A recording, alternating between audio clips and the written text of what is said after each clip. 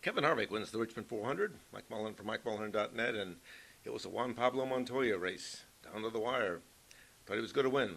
But the first time in a couple of years, he's had a rough go of it lately, but he was in command this time, and it looked like he was going to win. But then Brian Vickers crashed.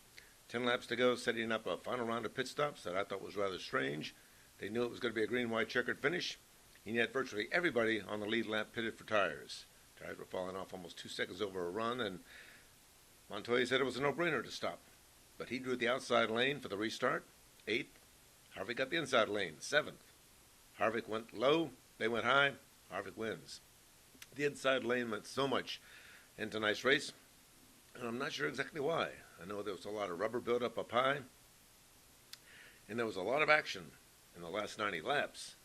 But for the first 2 hours or so, it was the Toyota show. Matt Kenseth again, dominating, and this is even a really good track for him. Had a lot of incentive. And Clint Bowyer led a lot of laps. Toyotas were strong, and yet it was a Chevrolet finish. Kevin Harvick pulling one out. Gil Martin made the right call. And the action, well, the last 20 laps or so, it got pretty furious. Kyle Busch got caught up in a Tony Stewart crash with Jimmy Johnson. Tony took blame for that. Took Kyle right out of the race, and he had a dominant car too. And then Kurt Busch got into it with Tony Stewart in the final miles. They had a few words to exchange in the garage area afterwards. Bumped a lot on the track. Hey, you'll have that at short track races. That's what makes it so good. Matt Kenseth struggled to finish 7th down the stretch. He just didn't seem to have it.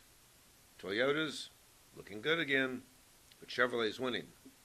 Chevrolet's winning. And what about the Fords? Well, it's been a long time since Ford won short tracks. They've won 5 short track races since 2007. Chevrolet's won 36. That tells me something. If you look at Phoenix and Martinsville and Bristol and Richmond and Loudon, New Hampshire, that's a lot of wins for Chevrolet and not a lot of wins for Ford.